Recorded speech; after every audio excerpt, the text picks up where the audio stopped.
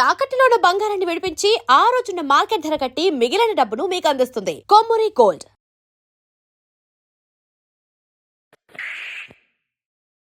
నమస్తే, welcome to our channel. ఇప్పుడు ఒక వీడియో మీరు చూసారు కదా, అందులో రజనీకాంత్ పైన శ్రీదేవి గారు ఉమ్ము వేస్తారు. సో ఈ సీన్ అందరికీ తెలుసు, బాగా ఫేమస్ అయినటువంటి మూవీ 16 ఏళ్ల వయసు అని మన తెలుగులో వచ్చినటువంటి ఫిలిం అనమాట ఇది. అండ్ తమిళ్లో దీన్ని చూసుకుంటే 16 వయతి నిలే అని చెప్పేసి తమిళ్లో తీసినటువంటి మూవీ. దీన్ని నిజంగా ఒక మూవీని సహజంగా అలాగే అందచందాలతోటి న్యాచురల్ని నిజంగా ఒక మూవీలో ఉంది అని అంటే ఆ మూవీ చూడటానికి అందంగా, అలాగే అంటే ప్రతి ఒక్కరు కూడా యాక్టర్స్ కానీ యాక్టర్స్ వీళ్ళందరూ కూడా సో న్యాచురల్గా నటించేటువంటి మూవీస్ ఏమన్నా ఉన్నాయి అని అంటే డెఫినెట్గా దర్శకుడు అయినటువంటి భారతీ రాజా అని చెప్పేసి చెప్తూ ఉంటారు. ఆయన యొక్క నిజంగా మరణం అనేది సో సినీ ఇండస్ట్రీని మొత్తాన్ని కూడా నిజంగా ఎవరు కూడా కోలుకోలేనటువంటి, అంటే ఆయన యొక్క లోటును ఎవరు పూడ్చలేనటువంటిది. నిజంగా ఇలాంటి మూవీస్ ఈయన దర్శకత్వంలో జరుగుతూ ఉంటాయి అని అంటే ఆ మూవీస్కి నిజంగా అంటే పేరు పెట్టాల్సిన అవసరం లేదు, ఇది బాగోదు, ఇందులో ఈ సీన్ మిస్ అయ్యింది అనేటువంటివే ఉండవు. అంత చక్కగా నిజంగా న్యాచురల్గా అన్నిటిని కూడా చూపిస్తారు. అలాగే నటిస్తున్నటువంటి యాక్టర్స్ కూడా అందులో నటిస్తున్నారు అన్నట్టు ఉండదు. నిజంగా వాళ్ళ యొక్క లైఫ్ మొత్తాన్ని, వాళ్ళ యొక్క మొత్తం కూడా అందులో అంటే సమర్పించుకుంటూ ఉంటారు అని అంటూ ఉంటారు కదా, అలా అంటే ఆ మూవీ కోసం వాళ్ళ క్యారెక్టర్ ఏదైతే ఉంటుందో మొత్తాన్ని కూడా అందులో ప్రాణం పెట్టి నటిస్తారు అనే విధంగా సో ఆయన మూవీస్ అయితే ఉంటాయి. ఇందులో ఒక క్రమంలోనే వచ్చినటువంటి ఏదైతే 16 ఏళ్ల వయసు అనేటువంటి మూవీలో మెయిన్ రోల్ అంటే మెయిన్ లీడ్ లో చేస్తున్నటువంటిది ఎవరైతే కమల్ హాసన్ అలాగే రజనీకాంత్ శ్రీదేవి చేసినటువంటి ఈ మూవీలో ఒక సందర్భాన్ని గుర్తు చేసుకోవడం జరిగింది. బేసికల్లీ ఏ సీన్స్ అయినా కానీ కొన్ని ఆర్టిఫిషియల్ గా ఉంటాయి, కొన్ని మాత్రమే ఏవైతే ఇట్లా ఆమదిగారిన ఒక మూవీలో కూడా సో కాళ్ళతో తన్నేటువంటి సీన్స్ కావచ్చు, ఇవన్నీ కూడా వాళ్ళు ఆర్టిఫిషియల్ గానే చేస్తూ ఉంటారు. బట్ ఈ సీన్ లో ఏదైతే శ్రీదేవి గారు రజనీకాంత్ గారి పైన వేసినటువంటి ఉందో అది అబ్సల్యూట్లీ రియల్, ఆవిడ రియల్ గా చేసినటువంటి సీన్. సో దీని గురించి మాట్లాడుకుంటాం. సో మీ అందరికి ఒక చిన్న నాకు చాలా మంచిగా అనిపించినటువంటి సీన్ అనమాట అది. యాక్టింగ్ కోసం అందరు ప్రాణం పెడుతూ ఉంటారు, వాళ్ళ యొక్క సహజతత్వాన్ని అందులో మొత్తానికి కూడా 100% ఇస్తూ ఉంటారు.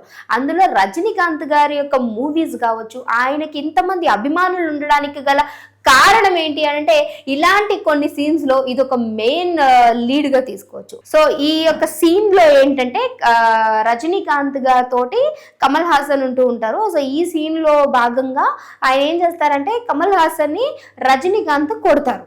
సో అప్పుడు శ్రీదేవి వచ్చి ఏం చేయాలి అని అంటే రజనీకాంత్ పైన నువ్వు ఇలాంటోడివా అనుకుంటూనో సంథింగ్ ఏదో ఆవిడ ఉమ్ము వేయాలన్నమాట. ఈ సీన్ లో వీళ్ళు ఏం చేశారంటే ఏవైతే బబుల్స్ ఉంటూ ఉంటాయి కదా అవి వేసుకొని ట్రై చేయడం, లేదంటే సోప్ని బాగా క్రష్ చేసి అది నోట్లో వేసుకొని దాంతో ట్రై చేయడం చేసినప్పటికీ సీన్స్ అన్నీ కూడా ఫ్లాప్ అయిపోతూ ఉన్నాయి, ఏది కూడా న్యాచురల్గా రావట్లేదు. ఆ సీన్కి ఉన్నటువంటి హైలైట్ అంటే ఎలివేషన్ ఇచ్చేటువంటి సీనే అంత అట్టర్ ఫ్లాప్ అయిపోవడం తోటి సో అక్కడ ఉన్నటువంటి రజనీకాంత్ ఏమన్నారంటే ఎస్ శ్రీదేవి నువ్వు ఒక పని చేయి, నువ్వు రియల్గా నా పైన చేయి, అంటే రియల్గా నీ ఉమ్ము నా పైన వేసే అని అంటే జస్సే మేరా ఆవిడ నేను చెయ్యనంటే చెయ్యను అంటే అయినా కానీ ఆయన బలవంతం పెట్టినా సరే ఆవిడ వినకుండా సీన్ నుంచి అయితే అక్కడ సెట్ నుంచి వెళ్ళిపోవడం జరిగింది. అప్పుడు వెంటనే ఇదంతా కూడా అక్కడ ఉన్నటువంటి ఏదైతే రాజా గారికి తెలియడం, దర్శకుడికి తెలియడం, ఆయన కూడా కన్విన్సింగ్ చేయడం ట్రై చేశారు, వద్దంటే వద్దు రజనీ, సో ఇలాంటి సీన్స్ చేయొద్దు అని చెప్పేసి చెప్పడం జరిగింది. అయినా కానీ రజనీకాంత్ సార్ అసలు వదలలేదు, పర్వాలేదు నేనే చేయమంటున్నాను కదా, నా పైనే కదా, నాకు సినిమా ఇంపార్టెంట్, అది జనాల్లోకి న్యాచురల్ గా వెళ్ళడం ఇంపార్టెంట్ అని చెప్పేసి ఆయన చాలా వరకు కూడా కన్విన్సింగ్ చేయడానికి ట్రై చేశారు. ఆల్మోస్ట్ ఇది కొన్ని డేస్ కూడా ఆ కన్విన్సింగ్ అనేది నడిచిందంట, కానీ ఎవ్వరూ ఒప్పుకోలేదు. ఇంకా ఎట్టకేలకి ఈయన వినట్లేడు, ఇది గనక జరగకపోతే నేను మూవీయే చెయ్యను అనే విధంగా ఆయన మాట్లాడితే శ్రీదేవి గారిని పిలిచి ఆవిడని కూడా ఒప్పిస్తే ఆవిడ చాలా బాధతోటి అసలు ఇది చెయ్యాలా వద్దా అనే ఒక కన్ఫ్యూజింగ్ లో ఆవిడ అప్పటికి కూడా చాలా టేక్స్ తీసుకున్నారంట అసలు ఆవిడ వల్ల. ఎందుకంటే ఒక మనిషిని ఇచ్చి అనటానికి కూడా మనం మనసులో నుంచి అది రాదు, కొన్ని కోపాలతోటే మాట్లాడేస్తాం. అలాంటిది అంత మంచి హీరో అలాగే అంత పెద్ద పొజిషన్ లో ఉన్న వ్యక్తిని అలా అది కూడా ఫేస్ పైన మీకు సీన్ చూసే ఉంటారు. బేసికలీ అలాంటి సీన్స్ అంటే కూడా మనము ఇలా ఒక ఒళ్ళు గగ్గురు పొడిచినటువంటి సీన్స్ అంటూ ఉంటాం వాటిని. సో అది నేను చెయ్యాలంటే నా తరం కాదు అని చెప్పేసి అనుకున్నా అది ఆయన కోసం ఆయన చెయ్యమంటున్నారని చాలా న్యాచురల్గా మీరు ఆ సీన్ చూడొచ్చు. ఆయన యొక్క లిప్స్ పైన మొత్తం కూడా ఆవిడ ఉమ్ము వేస్తారు.